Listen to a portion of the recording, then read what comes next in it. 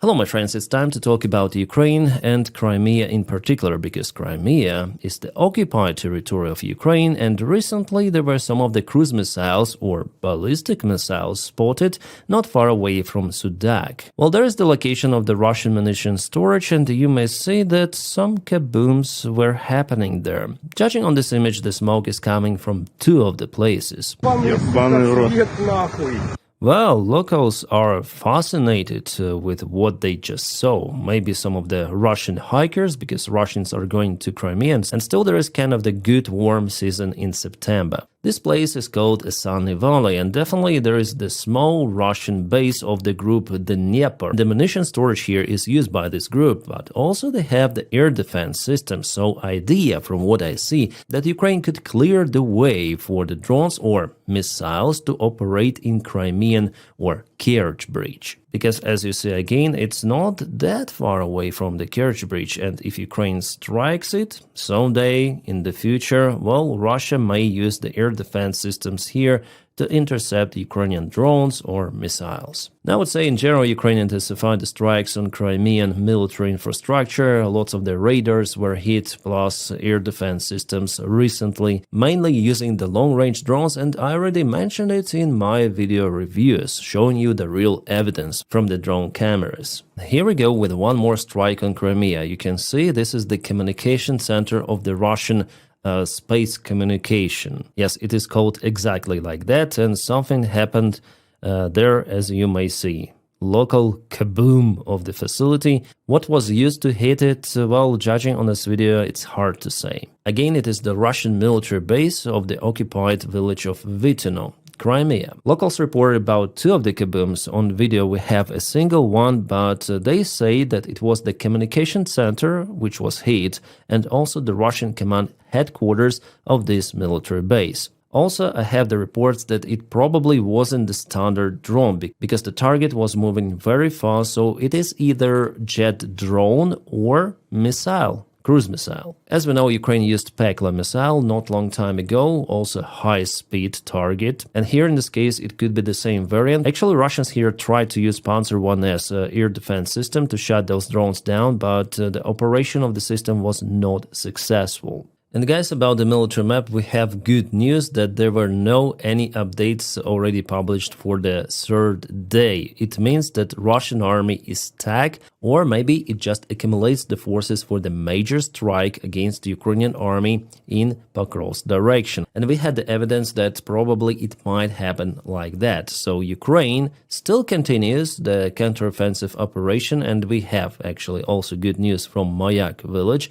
The fight for now is ongoing for this one, and Ukraine prevails. Novotoretsk is also in a gray zone, and Ukraine controls this entire area with the help of the FPV drones and artillery. However, every counteroffensive might bring more losses for Ukraine, and Ukraine should be careful with that. But yeah, at least 3 of the Russian battalions could be encircled in this place. It is pretty much possible. I give it like 50-50 if Ukraine would hurry up with this one, because Russia again might start significant advancement on the front lines even this month. Guys, today I spoke about Poland in 2 of the videos. Yeah, those news are not okay. It's one more escalation of the war, but it is uncomparable to what is happening in Ukraine. Just yesterday, Russia launched a gliding bomb attack on Ukrainian civilians in Yerove village, a small freaking village. There is no any military. Yeah, it's Donetsk Oblast, but those were civilians. There is no any military base out there.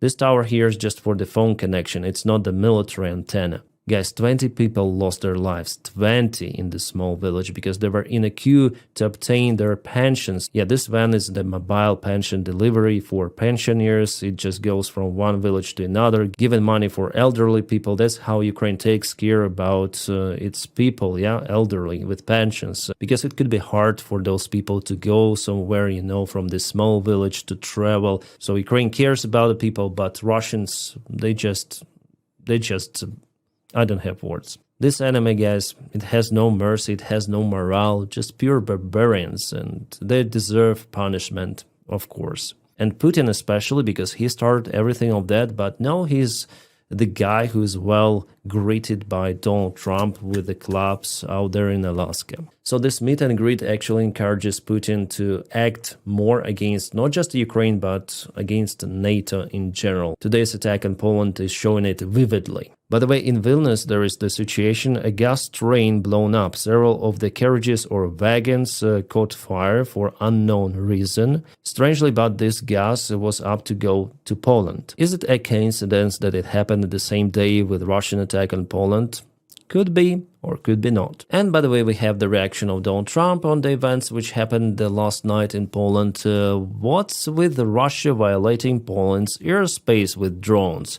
Here we go. Well, guys, I know some of the English, but I think I require some of the translation. What he really meant here, I looked through X, Twitter, and they also, like users, they do not understand what Trump meant here. It seems like we need a doctor to understand Donald Trump and what he's saying about. Well, it is understandable that United States of America will not protect its allies in Europe. It's like 2 + 2 = 4. Yeah, despite recent visit of Snus guy, so Polish president to the United States of America, he was well greeted there, but Donny will not protect Poland. Absolutely. Yeah, guys, I understand I speak too much about this Polish drone topic, but it's important. So here I want to point out a couple of the things that are known so far. So this is the Russian Gerbera drone. Russians say that it's not their drones, that NATO accused them for whatever reason, but clearly this drone is made in Russia because Russia launches the same drones towards Ukraine.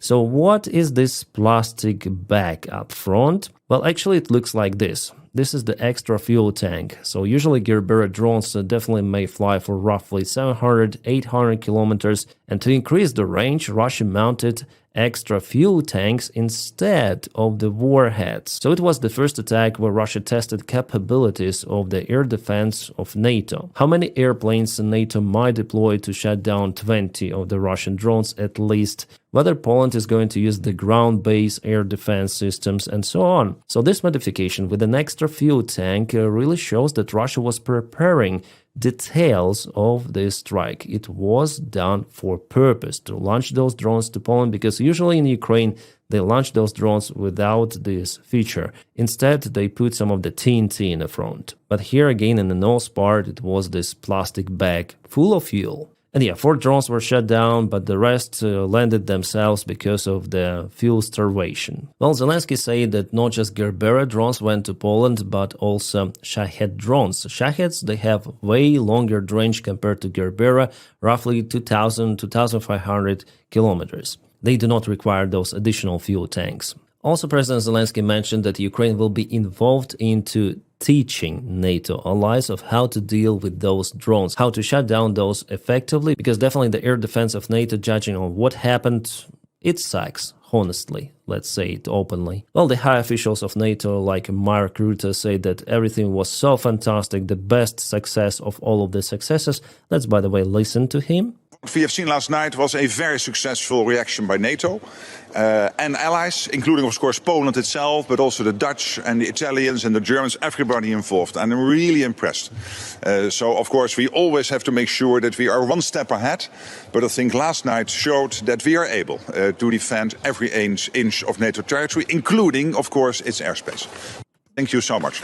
So he said, saying thank you so much, and that's it. He hesitated to answer some of the questions from media because those questions could be kind of tricky to the real effectiveness of the air defense and defense of NATO in general. I totally disagree that it was a successful interception of those drones because 4 out of 20, at least, it's really poor result. And yeah, as I said to you, many of the drones were not even spotted, landed somewhere far away deep in Polish territory. And luckily, most of the drones were, after all, Gerberas, so where Russia put extra fuel tanks instead of warheads. So now we have more details about this case, but still it doesn't mean that it was not the attack of Russia in Poland. Clearly, it was an attack. But Polish side plus NATO, they continue to say about provocation. Okay, it will be just on their responsibility for the future escalation. The Dutch Royal Air Force used this missile to intercept the drone AIM-120C7. Well, it is really a great missile. I was hoping that Ukraine will get those, but unfortunately not. The range of it is 120 kilometers. But what's about the price of those missiles? In 2014, it was reported that Turkey obtained those missiles, 145 of the units, for $320 million, which makes the unit cost $2.2 million. So each missile cost $2.2 million.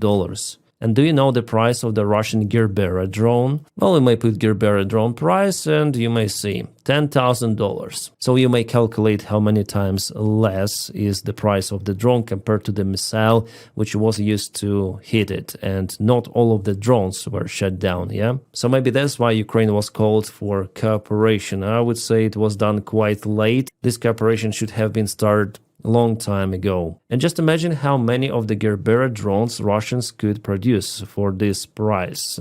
They may exhaust really the air defense capabilities of NATO or some separate countries, Poland. So the most effective actually way to shut down those Gerbera drones is to use FPV because they're more efficient and less pricey. You simply would not have enough $2.2 million worth missiles to shut down all of the drones that Russia potentially could launch to the Polish airspace, and not just Polish. And I expect those attacks to intensify because of the weak reaction again from NATO, from Poland. It's very sad to see that reaction, guys.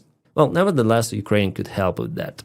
And this is the picture already by the time I'm recording the video. Russia launches some of the drones and ballistic missiles on Ukraine. Against ballistics, Ukraine may use just PAC-3 Patriot missiles, which are also damn expensive, but there is no other way, ballistics only could be shut down with that. About the drones, definitely Ukraine has different approaches, which are also very effective. Judging on statements from many of the Russian officials, they really want to escalate also against Finland. Yes, they're testing the new NATO members. So MFA of Russia, the Foreign Ministry of Russia, tweeted that stuff, basically a repost from Dmitry Medvedev, deputy chairman of Russian Security Council, where he writes that Finnish establishment must not forget confrontation with Russia can lead to collapse of Finnish statehood, this time forever. Unlike in 1944, no one will go soft on them this time. Yeah, you might just say drunk Medvedev as usual, but he is the speaker of official Russia and he says something that Putin